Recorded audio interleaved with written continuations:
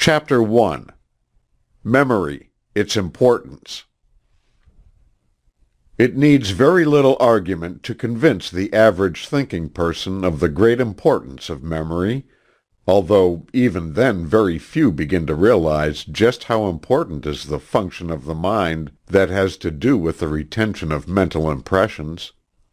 The first thought of the average person when he is asked to consider the importance of memory is its use in the affairs of everyday life, along developed and cultivated lines, as contrasted with the lesser degrees of its development. In short, one generally thinks of memory in its phase of a good memory as contrasted with the opposite phase of a poor memory.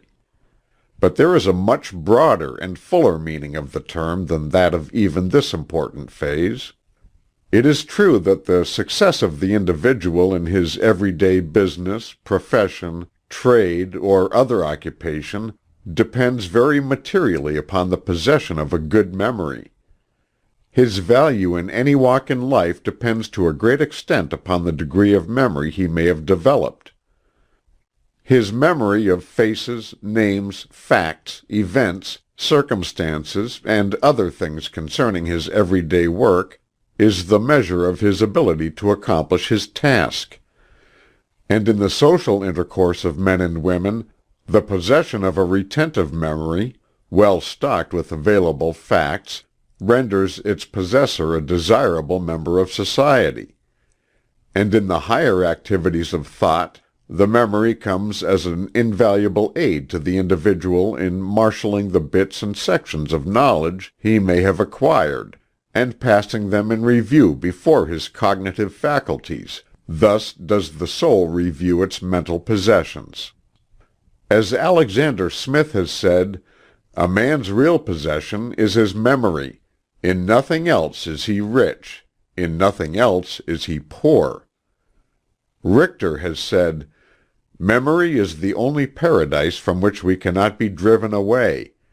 Grant but memory to us, and we can lose nothing by death." Lactantius says, "Memory tempers prosperity, mitigates adversity, controls youth, and delights old age."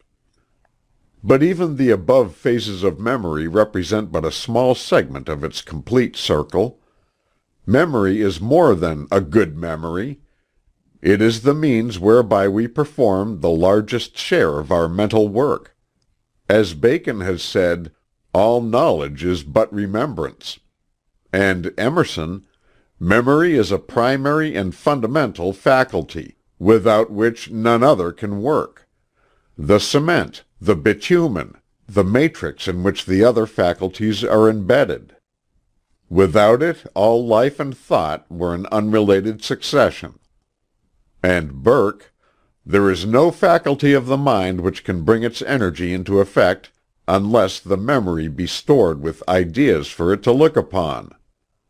And Basile, "Memory is the cabinet of imagination, the treasury of reason, the registry of conscience, and the council chamber of thought." Kant pronounced memory to be "the most wonderful of the faculties."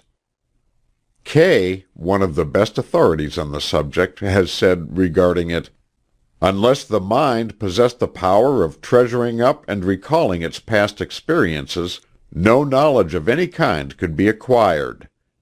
If every sensation, thought, or emotion passed entirely from the mind the moment it ceased to be present, then it would be as if it had not been, and it could not be recognized or named should it happen to return. Such an one would be not only without knowledge, without experience gathered from the past, but without purpose, aim, or plan regarding the future, for these imply knowledge and require memory. Even voluntary motion, or motion for a purpose, could have no existence without memory, for memory is involved in every purpose. Not only the learning of the scholar, but the inspiration of the poet, the genius of the painter, the heroism of the warrior, all depend upon memory.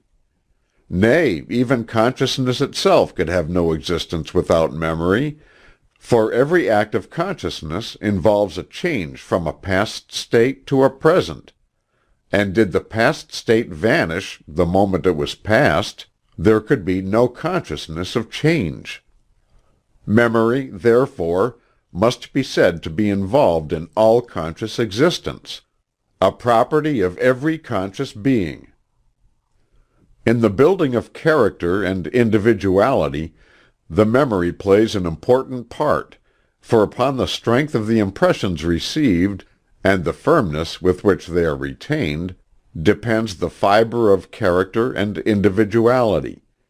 Our experiences are indeed the stepping stones to greater attainments, and at the same time our guides and protectors from danger.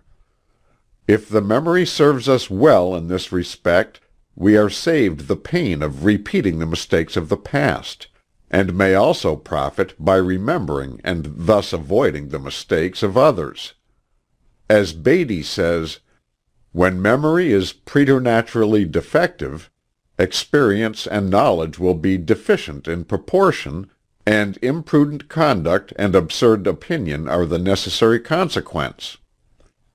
Bain says, "A character retaining a feeble hold of bitter experience, or genuine delight, and unable to revive afterwards the impression of the time, is in reality the victim of an intellectual weakness under the guise of a moral weakness.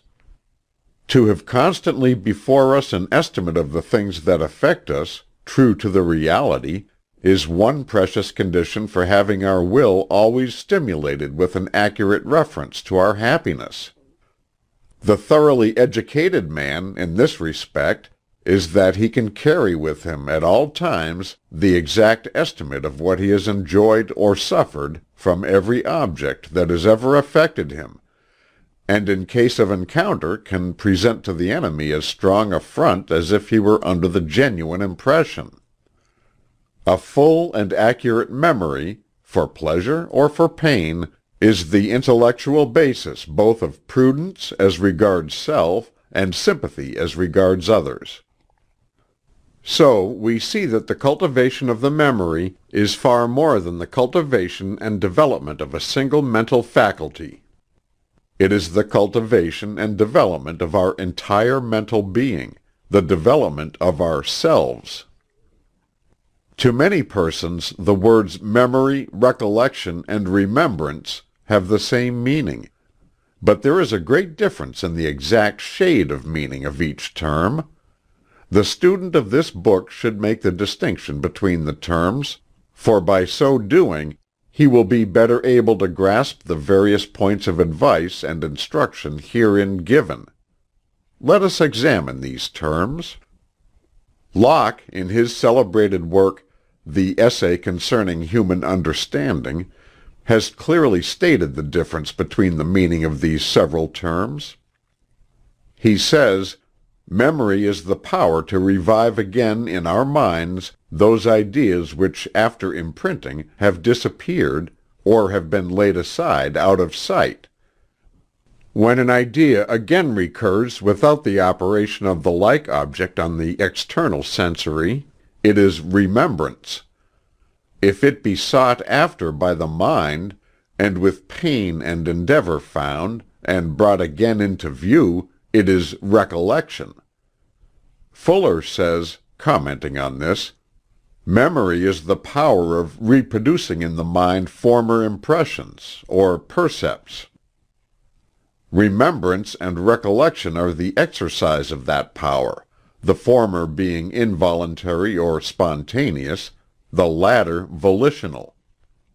We remember because we cannot help it, but we recollect only through positive effort. The act of remembering, taken by itself, is involuntary.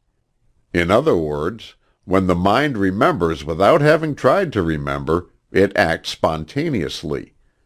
Thus it may be said, in the narrow, contrasted sense of the two terms, that we remember by chance, but recollect by intention, and if the endeavor be successful, that which is reproduced becomes, by the very effort to bring it forth, more firmly entrenched in the mind than ever. But the new psychology makes a little different distinction from that of Locke, as given above.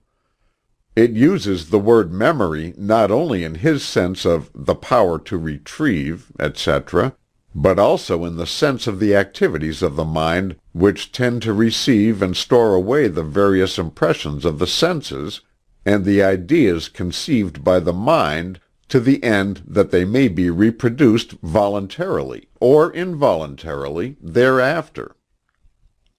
The distinction between remembrance and recollection, as made by Locke, is adopted as correct by the new psychology. It has long been recognized that the memory, in all of its phases, is capable of development, culture, training, and guidance through intelligent exercise. Like any other faculty of the mind, or physical part, muscle, or limb, it may be improved and strengthened. But until recent years, the entire efforts of these memory developers were directed to the strengthening of that phase of the memory known as recollection, which, you will remember, Locke defined as an idea or impression sought after by the mind, and with pain and endeavor found and brought again into view. The new psychology goes much further than this. While pointing out the most improved and scientific methods for recollecting the impressions and ideas of the memory, it also instructs the student in the use of the proper methods whereby the memory may be stored with clear and distinct impressions, which will, thereafter, flow naturally and involuntarily into the field of consciousness when the mind is thinking upon the associated subject or line of thought, and which may also be recollected by a voluntary effort with far less expenditure of energy than under the old methods and systems. You will see this idea carried out in detail as we progress with the various stages of the subject in this work. You will see that the first thing to do is to find something to remember, then to impress that thing clearly and distinctly upon the receptive tablets of the memory, then to exercise the remembrance in the direction of bringing out the stored away facts of the memory, then to acquire the scientific methods of recollecting special items of memory that may be necessary at some special time. This is the natural method in memory cultivation, as opposed to the artificial systems that you will find mentioned in another chapter. It is not only development of the memory, but also development of the mind itself in several of its regions and phases of activity. It is not merely a method of recollecting, but also a method of correct seeing, thinking, and remembering. This method recognizes the truth of the verse of the poet Pope, who said, "Remembrance and reflection, how allied! What thin partitions sense from thought divide!" End of chapter 1.